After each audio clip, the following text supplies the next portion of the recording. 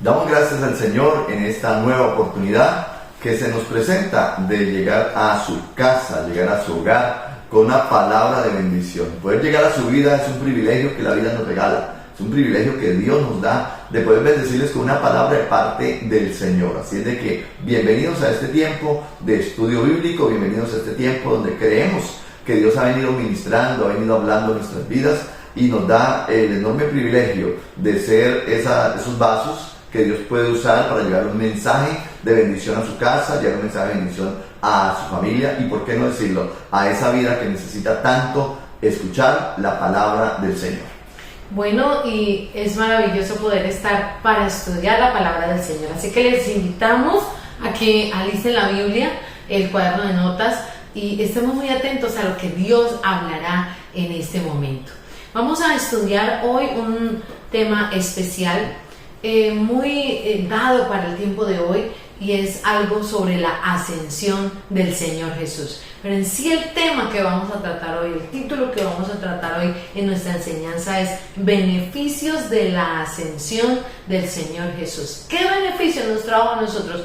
No solamente saber que Él resucitó, sino qué beneficios trajo a la raza humana y a la iglesia en general esa ascensión. Amén. Entonces busquemos en la palabra del Señor Efesios capítulo 4 versículo 8 al 13 y meditemos en la palabra y empecemos a ver qué nos quiere decir el Señor y descubramos cuáles son esos beneficios de parte de la ascensión del Señor Jesús. Efesios 4 capítulo 4 versículo 8 al versículo 13. Busquémoslo ahí y vamos a leer. Bueno y maravilloso es Cristo que nos da detalles tan importantes en la palabra de conocer esos últimos momentos de Jesús antes de partir, ¿no?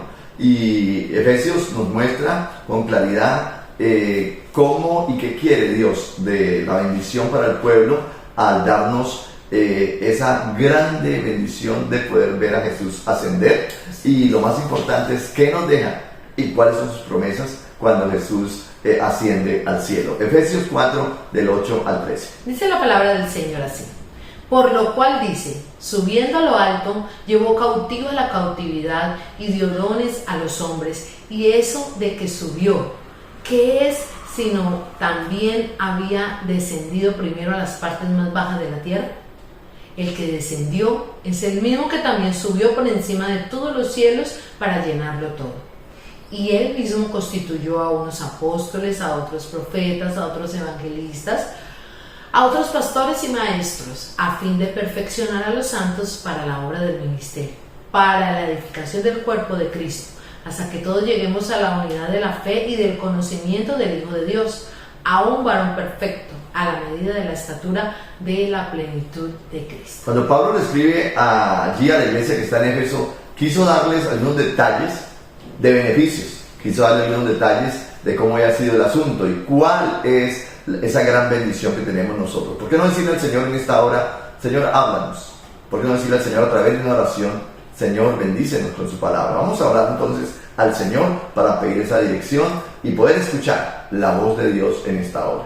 Padre bueno que estás en los cielos, nos acercamos a ti, Señor, con el deseo de que tú nos bendigas con tu palabra. Permítanos, Dios, oír tu voz. Permítanos, Dios, escuchar tu consejo y comprender, conociendo esos beneficios de haber muerto en la cruz, pero esos beneficios de haber ascendido al cielo. Padre, gracias porque creemos que tú tienes grandes cosas para nosotros y queremos recibirlas en esta hora. En el nombre de Jesús, amén y amén. Amén. Veamos entonces aquí lo que el pastor acababa de decir, lo que Pablo quiso hacer, ¿no? Al escribirle a Éfeso. Pablo habló de la ascensión a pesar de no haber sido un testigo ocular. Pablo no estuvo allí en el momento de la ascensión de Cristo, pero lo utiliza. Tenemos que entender que Pablo ahí todavía no se había convertido al Evangelio, ¿amén? Sino que sucesos más adelante hace esa conversión.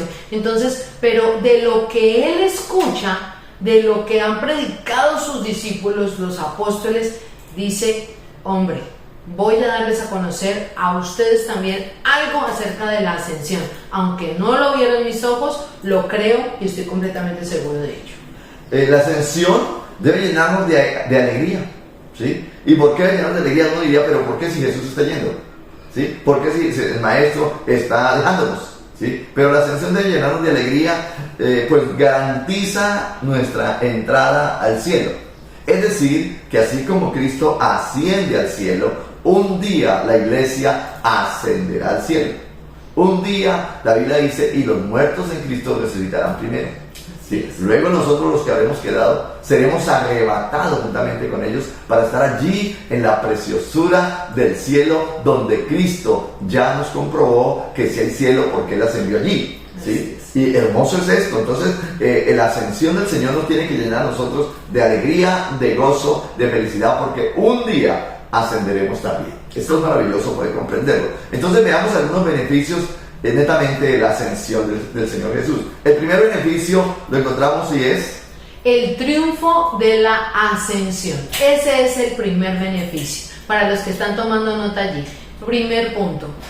Un beneficio de la ascensión es el triunfo de la ascensión. Amén. Podemos decir aquí que su regreso al cielo, el regreso de Jesús al cielo, fue la mayor prueba de la victoria final. Amén, amén. Es decir, tanto para la iglesia, y se atreven a decir que se levantó, ascendió frente a más de 500 testigos.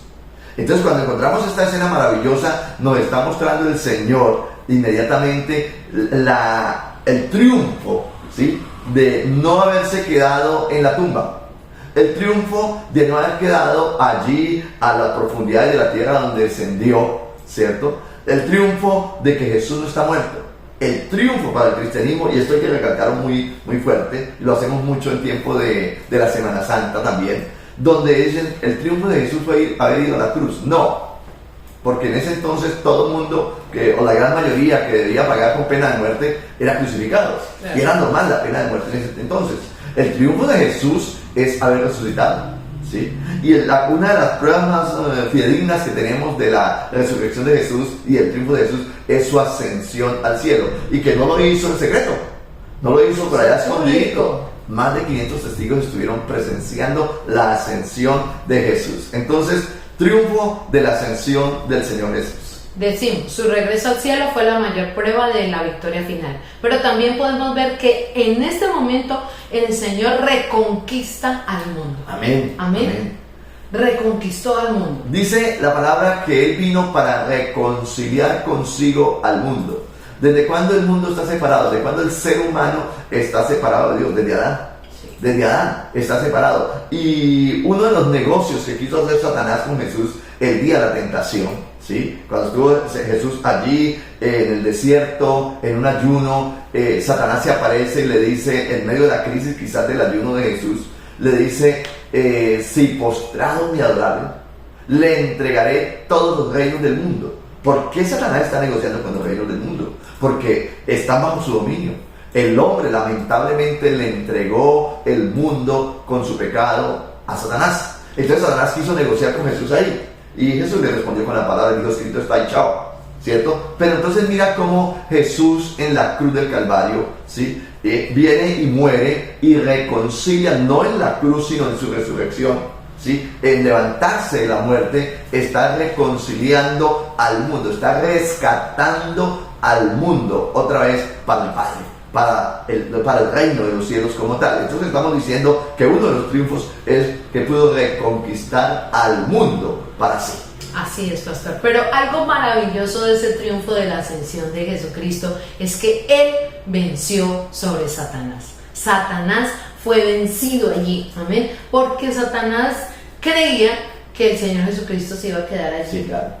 en la muerte, Sí. que no iba a resucitar, pero lo magnífico aquí es que Él resucita, y no solamente resucita, sino que asciende. Él venció sobre Satanás. Colosenses tiene un texto muy Y apropiado. nos muestra esa batalla espiritual que Sí. hubo, ¿no? Es una batalla espiritual, no una batalla física, sino una batalla espiritual donde Jesús vence a el diablo, donde Jesús vence a Satanás. Colosenses 2:15 dice, y despojando a los principados y a las potestades, los exhibió públicamente, triunfando sobre ellos en la cruz del Calvario. Amén. En la cruz del Calvario. Ahí comienza la derrota para el diablo. Cuando Jesús va a la cruz, y va a la cruz y luego va al juicio, y no encuentra a Satanás ningún pecado para acusar al maestro y dejarlo allí, sino que él pudo, al no tener pecado, pudo vencer las potestades, pudo vencer y despojar, dice la Biblia, despojar a los principados, las potestades, y los exhibió públicamente. Eso es un triunfo. ¿Cómo podemos nosotros resaltar este triunfo? Porque Jesús pudo ascender al cielo. Y cuando está ascendiendo al cielo, está diciendo, todo esto ya lo hice. Amén. Ya venció al mundo, lo reconquistó, venció a Satanás, pero también sigue la Biblia hablando y diciendo, Él venció sobre la muerte. No solamente sobre Satanás, venció sobre la muerte. Fue maravilloso. Se creía que él iba a quedar allí. Sí. Ya, se acabó esto, no más. Pero venció sobre la muerte. Hebreos capítulo 2, versículo 14 Amén. y versículo 15 lo dice así. recordemos que la muerte significa separación. Sí. Y es esa separación de espiritual que hay. Y ese fue uno de los grandes victorias de Jesús. Venció sobre la muerte. Esa muerte, esa separación que hay del hombre con Dios, espiritualmente estaba muerto. Es decir, estaba separado de Dios. Y él pudo vencer no solamente la muerte física, ¿sí? Porque resucita, sino que puede vencer la muerte espiritual que había separado al hombre de Dios. Hebreos capítulo 2, versículo 14 y 15 lo dice así. Así que, por cuanto los hijos participaron de carne y sangre, él también participó de lo mismo, para destruir por medio de la muerte al que tenía el imperio de la muerte, esto es, al diablo, y librar a todos los que por el temor de la muerte estaban durante toda la vida sujetos a servidumbre. A servidumbre, esclavitud, ¿sí? Y Dios, a través de su Hijo, puede vencer el espíritu de muerte, y pudo vencer la muerte física, y pudo resucitar, y pudo ascender al cielo. Estamos hablando de beneficios de la ascensión. El Señor Jesús venció no solamente al mundo, no solamente a Satanás, sino en este momento estamos viendo cómo venció también la muerte. Y Él llevó también como victoria, dice la palabra, que llevó cautivo la cautividad. ¿Sí? Sí, señor. Cautiva la cautividad. Efesios capítulo 4, versículo 8 lo dice de la siguiente manera. Efesios 4, 8 dice, por lo cual dice, subiendo a lo alto, llevó cautiva la cautividad y dio dones a los hombres. Amén. ¿Qué significa cautividad? Esclavitud. ¿Sí? La esclavitud que Satanás tenía sobre la raza humana. ¿Sí? Jesús pudo vencer, es decir, nos hizo libres.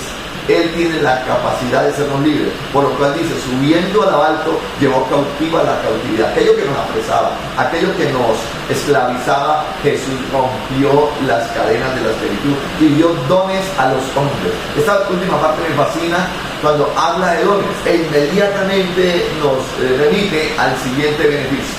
Al siguiente beneficio, y es uno de los más gloriosos, es uno de los más grandes beneficios que Dios pudo haber traído a la casa humana.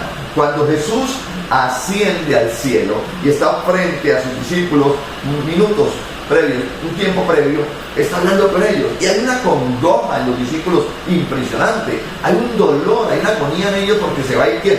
Su maestro. Claro, se va a ir el Señor, y entonces ellos están diciendo, y ahora, ¿sí? Pero el Señor está hablando de que dio dones a los hombres, ¿sí? El Señor está hablando de dones, talentos, capacidades, ¿sí? Beneficios, equipamiento, ayuda, equipamiento. Entonces pasamos a ese siguiente punto de los beneficios, y es que envió su Espíritu Santo. amén. Amén. Glorioso evento. Otra promesa cumplida. Amén, amén. Amén, porque no solamente cumplió sufrió el haber resucitado y ascender, sino que también Él les venía diciendo, tranquilos, yo voy a enviar un consolador. Entonces vemos acá que uno de sus beneficios también es que envía su Espíritu Santo. San Juan, capítulo 16, versículo 7, dice así, San Juan 16, 7, dice, pero yo os digo la verdad, os conviene que yo me vaya, porque si no me fuera, el Consolador no vendría a vosotros, mas si me fuere, os lo enviaré. Maravilloso, maravilloso saber otra vez de el Señor los ve a ellos con esa congoja y les dice, ojo, ustedes no saben el mañana cómo está, ¿sí? Ustedes no saben la sorpresita que les tengo. Recuerden que es una promesa. Yo he hecho una promesa, el Padre ha hecho una promesa, hemos hecho una promesa, y esa promesa es que enviaremos el Consolador. Por lo tanto, les conviene. Si yo no me voy, el Consolador no viene. Sí. En el momento yo estoy aquí y ustedes están allá, pero Dios ha decidido venir y va a entrar entre ustedes. Dios va a meterse ahí dentro del pueblo, dentro de la iglesia, dentro de cada uno de ustedes. El Consolador va a estar. Entonces es preferible que vengan a mí aquí. Yo estoy aquí y ustedes están allá. Yo tengo mi poder de Dios y ustedes pueden tener el poder de Dios también. Pero lo importante de esto es que el Consolador no va a estar así separado. El Consolador va a entrar. Entonces le está diciendo, les conviene que yo me vaya. Así es, pastor. Entonces cuando envía su Espíritu Santo, vemos que sirve y apoya para el perfeccionamiento de la iglesia que quedaba, la iglesia a la que nacientes le llamamos la iglesia primitiva. Amén. Amén. Entonces vemos que esto se hace con dijo el texto, retomo el texto, les conviene que yo me vaya. Entonces, ¿para qué? Para que la iglesia fuera equipada, para que la iglesia empezara a desarrollar la gran comisión, porque para eso envió al Espíritu Santo. Les digo, y recibiréis poder cuando haya venido sobre vosotros el Espíritu Santo, y me seréis testigos en. Bueno, entonces tenía que el Señor cumplir eso de irse. Amén. Para que el Espíritu Santo descendiera y la iglesia accionara y dejara de estar detrás del maestro, sí, que el maestro hiciera, sí, sino que empezara a accionar. Entonces estamos viendo el motivo por el cual viene el Espíritu Santo, ¿sí? El motivo, uno de los motivos, es para perfeccionamiento de la iglesia. Usted y yo, que somos iglesia, estamos siendo perfeccionados diariamente porque el Espíritu está en medio nuestro, ¿cierto? Y entonces el Espíritu viene y el Espíritu comienza a capacitar. ¿Sí? El Espíritu comienza ahora sí a dar dones a los hombres, como leía en el texto de Efesios, ¿sí? Viene a dar dones a los hombres, y es ahí donde la iglesia es bendecida. De tal manera que Efesios capítulo 4, versículo 13 dice, hasta que todos lleguemos a la unidad de la fe y del conocimiento del Hijo de Dios. Ese es uno de los propósitos por el cual viene el Espíritu Santo. Otra vez, hasta que todos lleguemos a la unidad de la fe, o sea, una unidad impresionante, todos vamos a creer igual, ¿cierto? Y del conocimiento del Hijo de Dios, a un varón perfecto, ojo, a la medida de la estatura de la plenitud de Cristo. Hay una estatura a seguir, hay una meta a alcanzar, pero ¿quién nos guía a esa meta? El Espíritu Santo. Amén. Es el Espíritu Santo que se encarga, ese consolador, esa guianza, quien está para bendecir la iglesia como tal. Por eso el Señor les dice, les conviene que yo me vaya, porque Él venía para equipar. El Espíritu Santo viene para equipar, el Espíritu Santo viene para darle a la iglesia unas herramientas. Esos son los dones, unas herramientas con las cuales se puede seguir edificando la iglesia. Veamos algunas de ellas. Amén. Aquí en el perfeccionamiento de la iglesia, como lo dijo el pastor, da unas herramientas, y la primera herramienta es que Él estableció apóstoles. Amén. Y ahí por abajo en el texto nombra los ministerios que Él establece para el perfeccionamiento de la iglesia y para que la iglesia avance. Entonces estamos diciendo, estableció apóstoles. ¿Y quiénes son los apóstoles? Los apóstoles son aquellos encargados en sembrar iglesias. Como desempeño ministerial número 1 para cada apóstol era o es sembrar iglesias, ¿sí? Ellos iban haciendo iglesias en diferentes lugares, llegaron aquí y Dios les daba ese don, esa capacidad de comenzar a multiplicarse y plantar una iglesia y seguían para adelante. Hoy esa sigue siendo la función del apóstol. Es aquel que siembra iglesias, es aquel que organiza de tal manera que tiene la capacidad de sostener espiritual, económica, la multiplicación de la iglesia como tal. Esos hombres de Dios que hoy están allí sembrando iglesias siguen desarrollando este ministerio apostólico. ¿Sí? Sembrar iglesias. Y en el comienzo de la iglesia primitiva, estos hombres, esos 12 apóstoles, fue fuerte porque ellos se dedicaron a eso, a la siembra de las iglesias, y la iglesia se multiplicó de una manera maravillosa y espectacular. Pero no solamente estableció apóstoles, estableció también profetas. Amén. Y ese de estableció profetas son aquellos encargados de dar a conocer las revelaciones de Dios. Esas revelaciones de Dios es lo que el profeta está encargado de dar. Y hoy seguimos hablando de profetas que pueden estar dando una palabra de parte del Señor, pero todos hemos venido conociendo que la mayor profecía es la palabra de Dios como tal. Y cuando estamos enseñando la palabra de Dios, estamos enseñando y dando a conocer el mensaje de Dios para el pueblo. Ese mensaje, de una u otra manera, estamos profetizando porque estamos dando a conocer el mensaje de Dios al pueblo actual, a la iglesia actual. Recuerde que el Señor dejó su Espíritu Santo para formar, en este caso, hombres que pudieran seguir esa tarea, ¿sí? Esa bendición de seguir multiplicando y haciendo crecer la iglesia como tal. Por eso levantó profetas, por eso levantó, ya dijimos, apóstoles, pero también estableció evangelistas. Amén. Sí, Señor. Y aquí cuando decimos que estableció evangelistas, los evangelistas son los encargados de llamar a los pecadores. Son los encargados de predicar la palabra. ¿Y qué bendición son esos evangelistas? Amén. Son los encargados de traer a convicción de arrepentimiento a aquellos que están alejados de Dios, a aquellos que están pecando. Esa es la tarea de ellos. No se encargan de fundar iglesias. No. Ellos se encargan ni de cuidar. No. Ni de pastorear. No. Solamente es hacer un llamado, hacen, por decirlo de alguna manera, una actividad, una reunión, una campaña en un X lugar, invitan a las multitudes de no creyentes, predican el mensaje y el Espíritu Santo viene y los respalda porque ellos tienen, aquellos invitados, tienen convicción de pecado. ¿Sí? Se sienten mal, se sienten pecadores y sienten la necesidad de correr a los pies de Jesús. Y el evangelista, esa es una de sus funciones más grandes, atraer al pecador a los pies de Cristo. Entonces los atrae, los guía, les enseña a recibir a Jesús en su corazón y luego les lo entrega a una iglesia, quien los adoctrina, quien los forma, quien les da la leche, como decimos nosotros espiritualmente hablando, les da los primeros alimentos, les enseñan a caminar con Cristo. Pero el evangelista ya no está.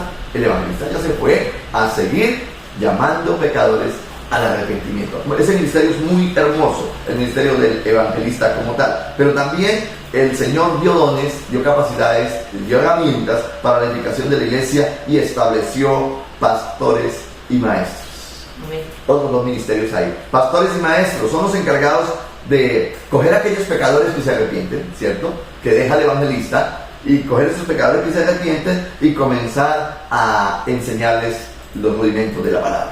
Comenzar a enseñarles a dar los primeros pasos. Para eso son expertos los pastores, para eso son expertos los maestros. Dos ministerios muy fuertes. Entonces vemos la bendición de podernos disfrutar de la ascensión, que es la victoria de Jesús en la cruz.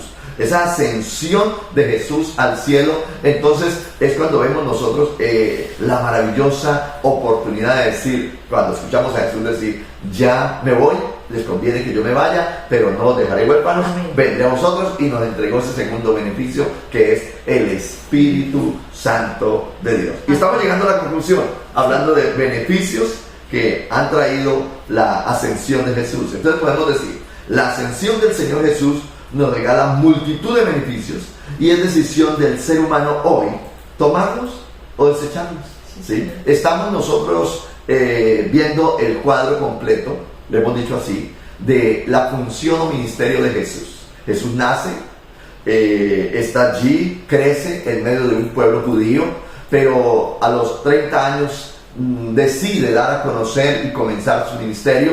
Jesús va a la cruz, entrega su vida por rescate de la raza humana, y Jesús fundó la iglesia primitiva como tal. Ese Jesús que muere allí en la cruz del Calvario dejó a 12, dejó una multitud de encargados de seguir multiplicando, y hasta hoy, siglo XXI, la iglesia no ha parado. ¿Por qué no ha parado la iglesia? Porque dio dones a los hombres y formó maestros, formó pastores, formó evangelistas, formó apóstoles, los cuales están encargados de doctrinar, formar y organizar la iglesia como tal. Hoy tenemos la oportunidad de decir, hay una iglesia formada. Amén. Hay una iglesia formada aquí en San José del Guaviare, una iglesia apostólica, una iglesia que ha recibido los dones del Espíritu Santo, una iglesia que ha venido siendo formada porque el Espíritu Santo nos está guiando. Entonces, qué bueno saber que hoy usted que recibe este mensaje debe tomar una decisión, decidir por Jesús. Amén. El regalo más grande que le pudo traer a la raza humana,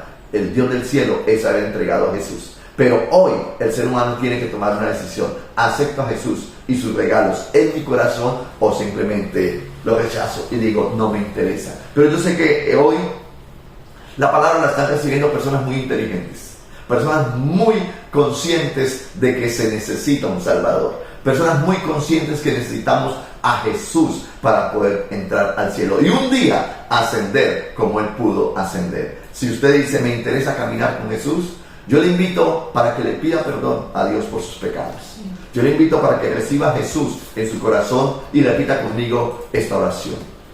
Señor Jesús, Señor Jesús, te doy te gracias doy gracias por habernos por bendecido habernos bendecido de morir en la cruz. de morir en la cruz. Pero te doy Pero gracias te doy gracias por haber podido resucitar por haber podido resucitar y ascender al cielo, y ascender al cielo, abriéndonos el camino abriéndonos el camino para que el resto de la raza para humana que el resto de la raza humana pudiésemos ir al cielo. pudiésemos ir al cielo. Señor, Señor, en este momento en este momento reconozco mis pecados reconozco mis pecados y te pido perdón y por te ellos. pido perdón por ellos. Y te quiero invitar Y te quiero invitar para que entres a mi corazón, para que entres a mi corazón, para que entres a mi para vida, que entres a mi vida, a través de tu Espíritu a Santo, través de tu Espíritu Santo, y me puedas y me puedas guiar guiar para caminar para caminar conforme tú quieres conforme tú quieres que el ser humano camine. que el ser humano camine. Hoy te entrego Hoy te entrego toda mi vida toda mi y vida me coloco y me coloco en plena en disponibilidad plena disponibilidad para que tú me bendigas para que tú me bendigas y me guíes y me guíes a través de tu Espíritu. a través de tu Espíritu. Señor,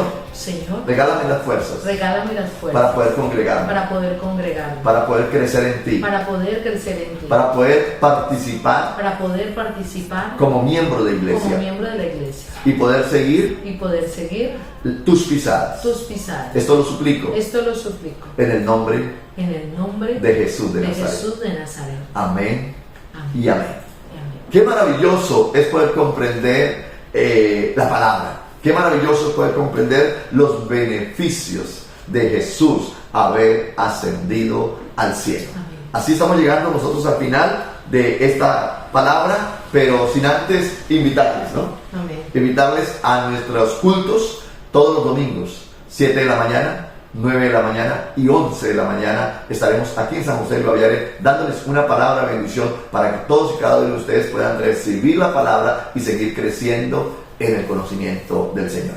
Amén.